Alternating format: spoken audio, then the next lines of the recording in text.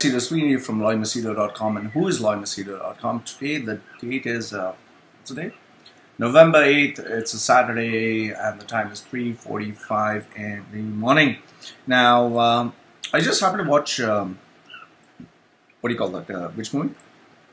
I happened to watch Christopher Nolan's Interstellar. I watched it. I watched it at the 8:45 night show. It finished around 11:45, and came back. I wrote the review, and now I just want to share with you my views as to why Interstellar, as I rightly titled it, is the most confusing, conflicting, and constipated movie of quantum proportions. Now, why do I say this? See, first and foremost is Christopher Nolan, if you know, he has directed these amazing list of movies, like in the year 2000, Memento. It got a 92% rating and a box office collection of $28.8 million. Even today, if you watch Memento, you'd love to see it again.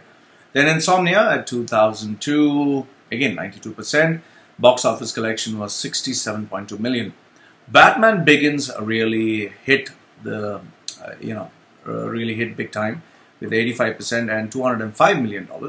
The Prestige, another great movie which I watched, 76% ratings, $53 million US. You must watch The Prestige. And just to give you an idea, in The Prestige, I think The Prestige, the actors are Christian Bale, Hugh Jackman. Really nice, well played movie. You must watch it. I really enjoyed it. Then you have The Dark Knight.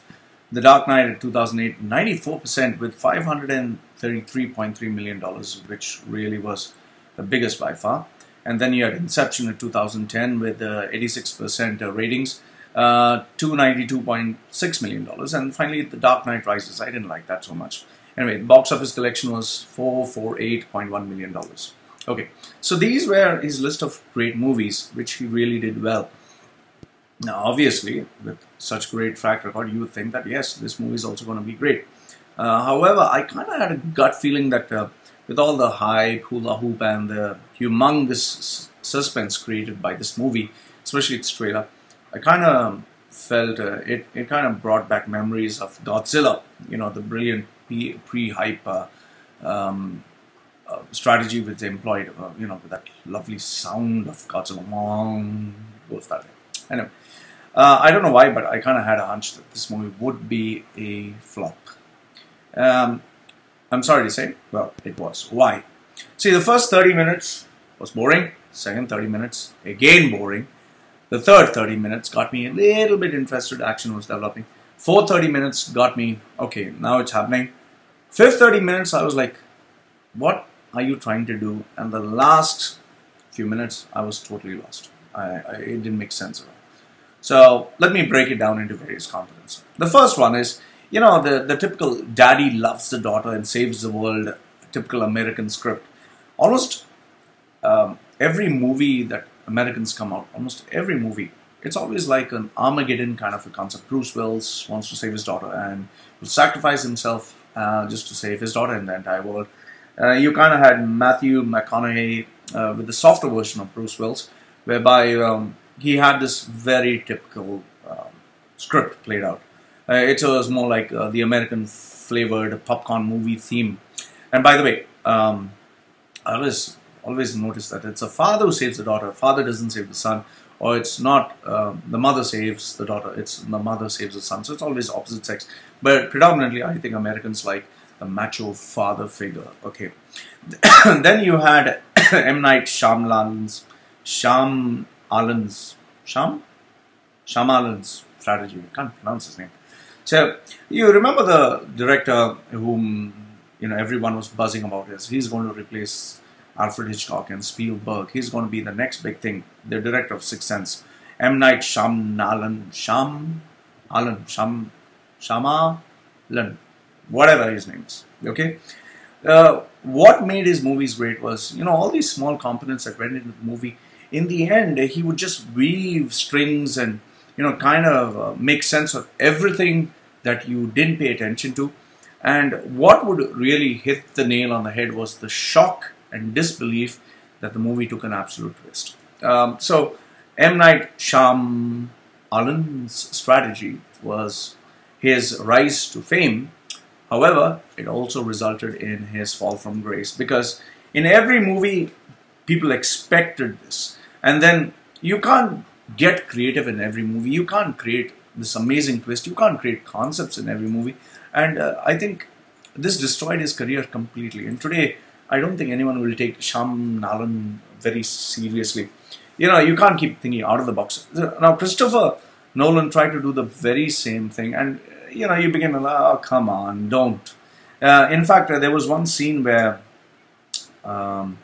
you had this guy, Matthew McConaughey, and what's his name from this movie?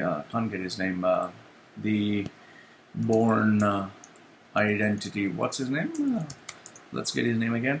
This guy. What's his name? Come on. Why can't I get his name? Ah, yes. Where is this? Yeah, Matt Damon. Matt Damon. You kind of knew that Matt Damon was going to kill Matthew McConaughey. You know, it was just so predictable. So this was another reason why it was bad. And then it's like, you being a director, you're trying to explain quantum mechanics. It's like no one on the planet can do that. Even Professor Stephen Hawking, he was not able to do that. And here you have Christopher Nolan trying to do that. Now, don't get me wrong, Christopher Nolan is a very intelligent, very dedicated guy, but trying to follow the steps of Alfred Hitchcock, sprinkle bits and pieces of clues throughout the movie, and then try to weave sense and try to make a shock out of a concept which nobody understands. Quantum mechanics. I mean, the best example, the best quote was by Richard Freeman, who said, if you think, what he said, if you think you understand quantum mechanics, you really don't understand quantum mechanics. So it was stupid. He was just trying to make sense of what couldn't make sense about. And then finally, it was an unbalanced approach, unbalanced music score, and unbalanced logic. Now, just think of this. You have 1 hour where the movie drags itself into, emotional brouhaha and all that nonsense, father-daughter nonsense. And then, you know, the director in the second half of the movie takes you 10,000 light years per second speed to explain science fiction at its best. It kind of reminded you of 2001 Space Odyssey, but at the same time, it was like too fast. And then you begin to think, you know, did the director seriously think he could replicate Stanley Kubrick? And then when you are in outer space, you expect silence. You just expect silence. It was like that movie with Sandra Bullock. What was the name of the movie with Sandra Bullock? Let me get the name. Sandra Bullock movie. What is that name? Come on. Why can't I get that movie in the movie? I'm really trying hard today. Baby, okay, here. So her movie, you know, which was in space. Sandra Bullock's space movie. Come on. Sandra Bullock space movie. What is the name of that movie? Come on. Gravity, yes. I hate myself today, especially coffee has not gone in. Okay.